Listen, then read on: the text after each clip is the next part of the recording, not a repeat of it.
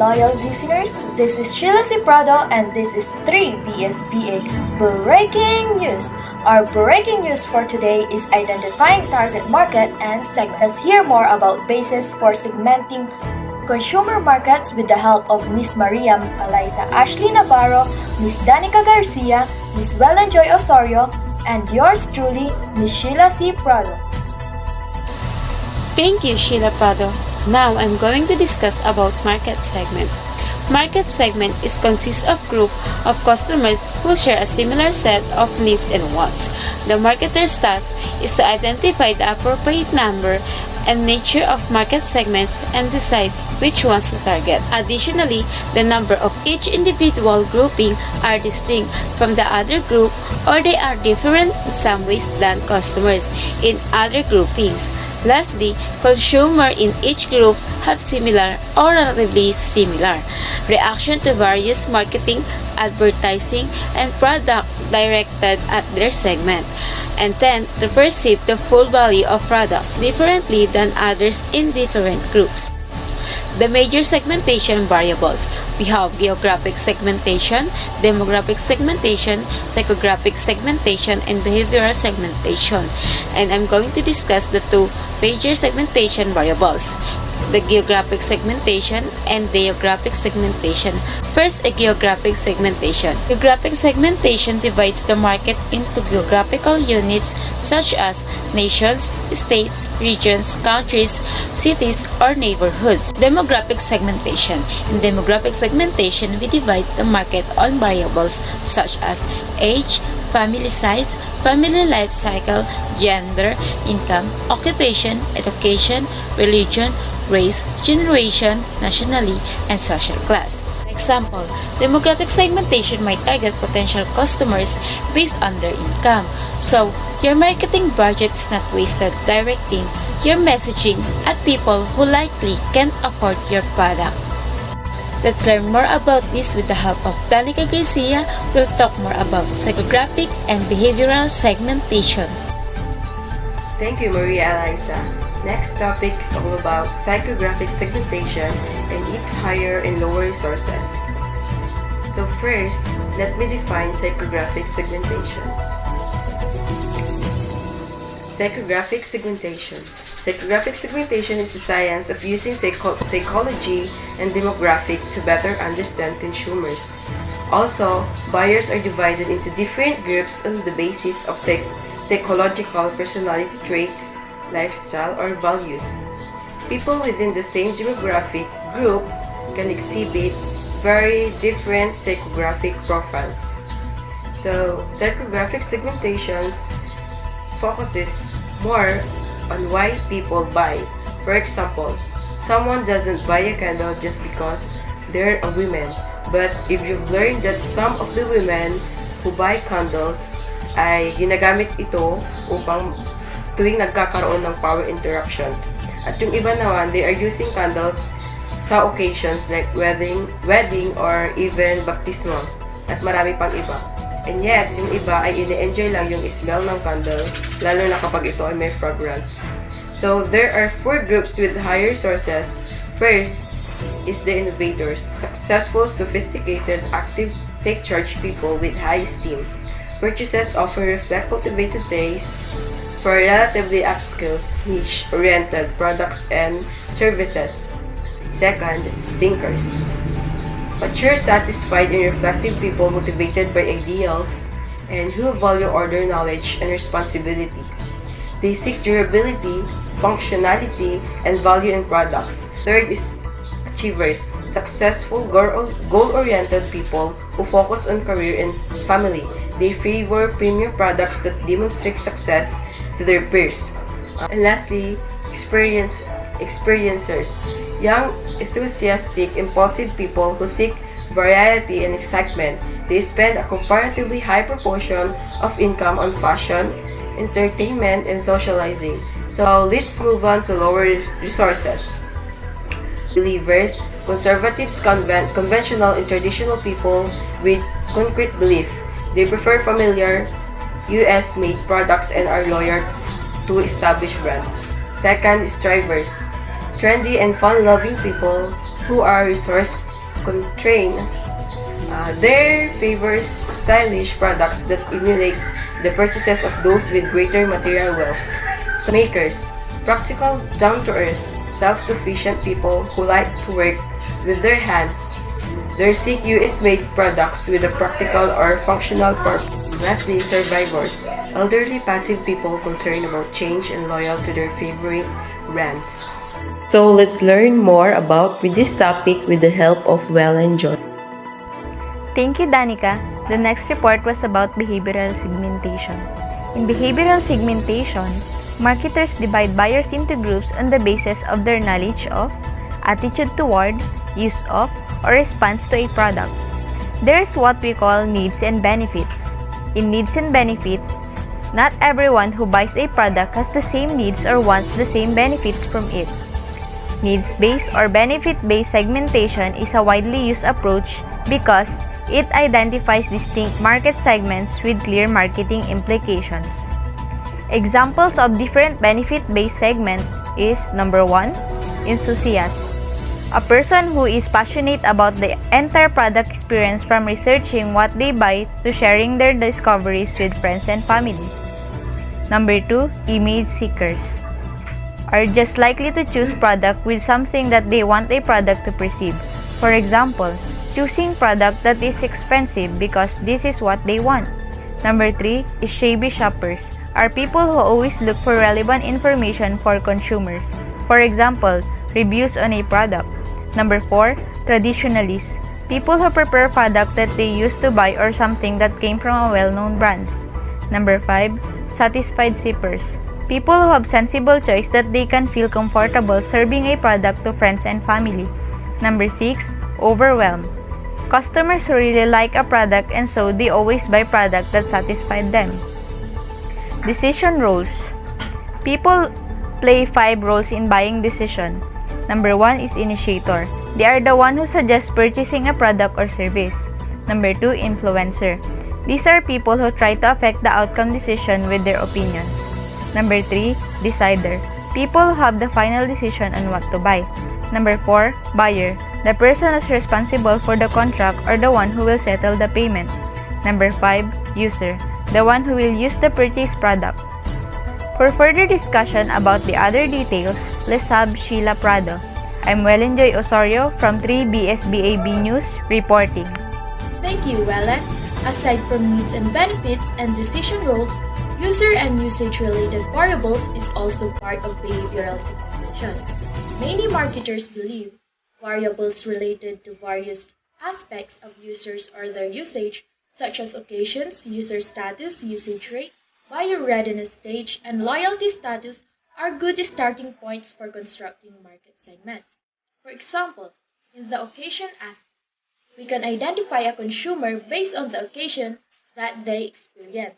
Transient houses in Baguio can increase their market when it is summer because that is the time when people want to have leisure time.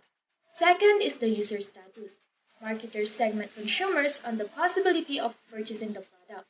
Individuals who are in their late 20s can be segmented as possible user of multivitamins because their body needs it.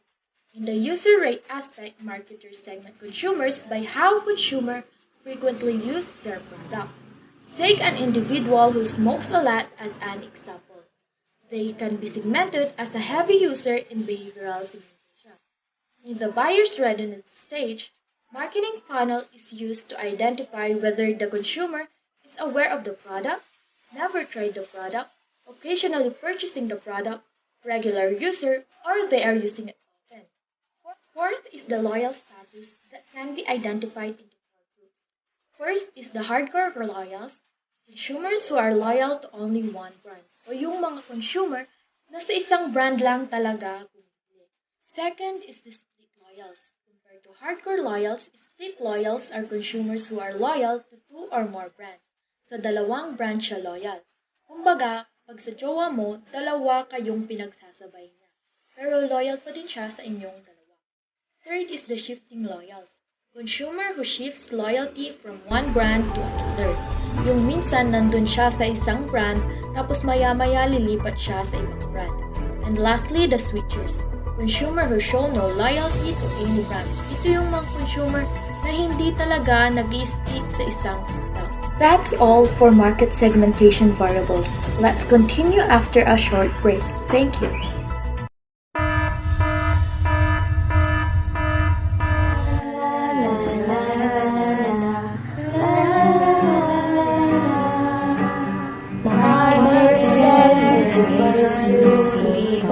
Who grows together is important for us marketers. More efficient in terms of time, money, resources, better understanding of consumers' wants. Market segment is important to us marketers. Market segment has outside.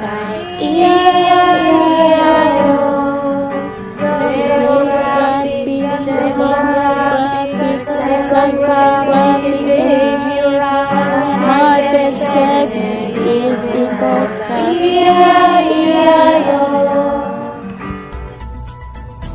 Miss Colleen Raimundo and Miss Ann Manuel will introduce you to the basis for segmenting business markets. Miss Raimundo, are you there? Thank you, Ms. Sheila Prado. We will now discuss the 5 major segmentation variables for business markets. These are demographic, operating variables, purchasing approaches, situational factors, and personal characteristics. Demographic. In industry, awareness of client wants and perceptions of buying circumstances is gained through industry knowledge. Like some businesses such as those provide papers, office supplies, business computers, and financial services cater to a variety of industries. In company size, what size companies should we serve? Here we include the sizes of businesses so companies can better differentiate between small, mid, and large businesses or large companies. In location, what geographical areas should we serve? Here we can also tell companies or business what customers in particular locales want. When proximity is a need for products with low value per unit weight or volume, location is especially important. Operating variables. In technology, what customer technologies should we focus on? Where the technology use affect companies' requirements for test gear, tooling, or components. In user or non-user status, should we serve heavy users, light users, medium users, or non-users? In customer capabilities, should we serve customers needing many or few services? Here, knowing and understanding customer needs is at the center of every successful business. Once you have this knowledge, you can use it to persuade potential and existing customers that buying from you is their best choice or best interest. Purchasing approaches. In purchasing function organization, should we serve companies with a highly centralized or decentralized purchasing organization? The organization of the purchasing function to some extent determines the size and operation of a company's purchasing unit. In power structure, should we serve companies that are engineering dominated, financially dominated, and so on? In nature of existing relationship, should we serve companies which we have strong relationship or simply go after the most desirable companies? In general purchasing policies, should we serve companies that prefer leasing, service contract, system purchases, or sealed bidding? Lastly, in purchasing criteria, should we serve companies that are seeking quality, service, price, where here the power structure, nature of existing relationship, and general purchasing policies all affect purchasing criteria. And that's all. I would like to call Ms. Anan Manuel to add more info about this topic. Again, I am Colleen Seramondo, the 3BSBAB Breaking News reporting. Thank you, Colleen. Our next topic is all about situational factors. Urgency. Should we serve companies that need quick and sudden delivery or service? Yes, because it's urgent. We should really need to focus on that situation because, like for example, in hospital, most of the time, emergency patients needs quick service or quick medication. Next, specific application. Should we focus on a certain application of our product rather than all application? Next, size or order. Should we focus on large or small orders? In my insights, I think we should focus in small orders because you never know who is behind in small orders. Small orders can promote creativity. Small orders keep your income diverse. And last, small orders clients care more. Personal characteristics. Buyer-seller similarity. Should we serve companies whose people and values are similar to ours? Yes, because this can help a feeling of camaraderie and a shared interest in success. Next, attitude toward risk. Should we serve risk-taking or risk-avoiding customer? I think it's better to serve a risk-taking customer than risk-avoiding customer because risk-taking customer enable and encourage innovation. And last but not the least, loyalty. Should we serve companies that show high loyalty to their suppliers? Yes, because suppliers' loyalty should represent their priorities, revealing how much time, input, skill, and experience you are worth to them. Thank you. Back to you, Sheila. More information about target marketing will be reported by Ms. Valentina Rifuya and Ms. Erica Garcia. Thank you, Ms. Sheila Prado. We'll now talk about the steps in segmentation process. Number 1 is needs-based segmentation. Customers are divided into segments based on their shared demands and benefits in resolving a certain consumption problem. Number 2 is segment identification. For its needs-based segment, determine its demographics, lifestyle, and usage behaviors, make the segment distinct and identifiable or actionable.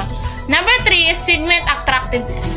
Determine the overall attractiveness of each segment using predetermined segment attractiveness criteria such as market growth, competition intensity, and market access. Number 4 is segment profitability. Determine segment profitability. Number 5 is segment positioning. Create a value proposition and product price positioning strategy for each segment based on the segment's unique customer needs and characteristics. Number 6 is segment acid test. Create segment storyboard to test the attractiveness of each segment's positioning strategy. Number 7 is marketing mix strategy. Expand segment positioning strategy to include all aspects of the marketing, product, price, promotion, and place. Our next topic is about effective segmentation criteria. The following 5 market segmentation criteria should be useful when planning your own company's market segmentation strategy. Number 1 is measurable. The size, purchasing power, and characteristics of the segments can be measured. The size and purchasing power profiles of your market should be measurable, meaning there is quantifiable data available about it. Number 2 is accessible. Accessibility means that customers and consumers are easily reached and served at an affordable cost. Number 3 is substantial. The segments are large and profitable enough to serve. A segment should be the most homogeneous group worth pursuing with a target marketing campaign. Number 4 is differentiable. When segmenting the market, you should make sure that different target markets respond differently to different marketing strategies. Number 5 is actionable. The segments must be actionable, which means it must be useful. A market segment should be able to respond to a marketing plan or program with easily demonstrable results. Effective segmentation should be measurable, accessible, substantial, differential, and actionable. When a company has segmented this market accordingly, there is a higher chance that it will become more profitable and successful in the long run. Now, let's hear Ms. Erica Garcia to add more information about this topic. Thank you, Valentina Rifuya. And the next report that I will discuss is all about the types of courses. And Michael Porter has identified 5 courses that determine the intrinsic long-run attractiveness of market or market segment, which are industry competitors, potential immigrants, substitutes, buyers, and suppliers. The first class of courses is that of intense segment evaluating, which is a segment is unattractive if it already contains numerous strong or aggressive competitors. Ang threat of revolving ay kapag ang ibang negosyo nagkikipagkompetensya sa isang negosyo. For example, nandito is skincare product which is Real Skin Essential ay Hair Skin. Same lang po sila ng price pero ang pinagkaiba nila ang kung paano nila pagagandahin yung packaging nila at kung paano nila mabibigyan ng benefits ang kanilang mga consumers or customers sa kanilang product. Next is threat of new entrants. The most attractive segment is one in which entry barriers are high and the exit barriers are low. For example, if your industry has low brand loyalty and few government regulations, the threat of new entrants will likely be relatively low and you may be able to carve out some market share. This environment will lead to more chances for business growth. Next is threat of substitute products, which is a segment is an attractive when there are actually or potentially substitutes for the products. For example na lang dito is kung isa ka sa mga mahilig sa kape and pinagbabawal sa iyo ang caffeine kaya hanap ka ng pwedeng kapalit nito which is pwede yung tea or something similar with coffee. And this creates the threat of substitute product or service that you can encounter. Next is threat of buyers growing bargaining power. A segment is an attractive if buyer possess strong or growing bargaining power, which is customer or investors have the power to drive the prices up or down. The bargaining power of buyers give them the opportunity to compare prices across websites and bookers. For example, in the tourism industry, whether it's hotels, bookings, or flight tickets, buyers' power is such as they can easily browse 5 different websites for the lowest price and highest quality. Lastly, threat of suppliers growing bargaining power. A segment is an attractive if the company's suppliers are able to raise prices or reduce quantity supply, which is pinapataas ng mga supplier ang kompetensya sa isang industriya sa pamamagitan ng pagbantang magtaas ng mga presyo o bawasan ang kalidad ng mga produkto at serbisyo. As a result, they reduce profitability in an industry where companies cannot recover cost increases in their own prices. Thank you, and that's the end of my report. Let's continue after a short break. Thank you. This girl wants to join her schoolmates, but something happened. Hi guys, can I join you? No way, but why? You're so stinky. Mommy, my playmates told me that I'm stinky. What should I do?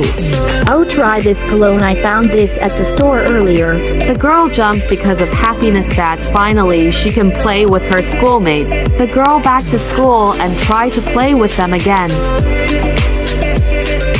Gladly, because of the fresh hypoallergenic scent, she's not stinky anymore. Buy hypoallergenic scent for only 149 pesos. Miss Julie Hyla Romano and Miss Jonna Jimenez will tell you more about evaluating and selecting the market segments. Good day everyone, I will discuss to you the evaluating and selecting the market segments and full market coverage. In undifferentiated or mass marketing, the firm ignores segment differences and goes after the whole market with one offer. Ignoring that each segments behave in different ways will result in wasted marketing efforts, as one voice won't appeal to every person. Another important point to keep in mind is that not all targets are created equally. If you don't understand which target audience has the most potential of buying your products or services, you won't be able to focus your effort on those that yield the best return. In differentiated marketing, the firm sells different products to different segments of the market. A differentiated marketing strategy is one in which the company decides to provide separate offerings to each different market segments that it targets. It also holds multi-segment marketing. Each segment is targeted in a particular way as the company provides unique benefits to different segments. And now we proceed the full market coverage. With full market coverage, a firm attempts to serve all customer groups with all products they might need. Full market coverage, this approach applies a single marketing mix to the entire market. It means a business tries to serve all consumer groups with the product or services they might need. I will introduce to you the next reporter, Ms. Jonafe Jimenez, to provide some information about this topic. Thank you. Thank you so much for that, Julie Hyla. For the additional information, allow me to discuss the last two terms for this discussion: the multiple segment specialization and single segment concentration. Multiple segment specialization with selective specialization affirms select a subset of all the possible segments, each objectively attractive and appropriate. Multiple segment specialization is a marketing approach that separates your target audience into different groups of customers that have a similar demographics and interests. This enables you to design unique campaigns for each category. You may concentrate on how one product appeals to different categories, or you could market a variety of items aimed at diverse audiences. Many major corporations employ multiple segment specialization because they have the resources to devote to various marketing efforts, but any company may adopt this approach. Companies can target various segments by distributing multiple product lines or brands. As snack food producers, for example, may create the product line aimed at health-conscious consumers under a distinct brand name. Next is single segment concentration. With single segment concentration, the firms market to only one particular segment. Your company focuses on a single market sector. For example, soccer balls, soccer shoes, soccer clothes, or so on.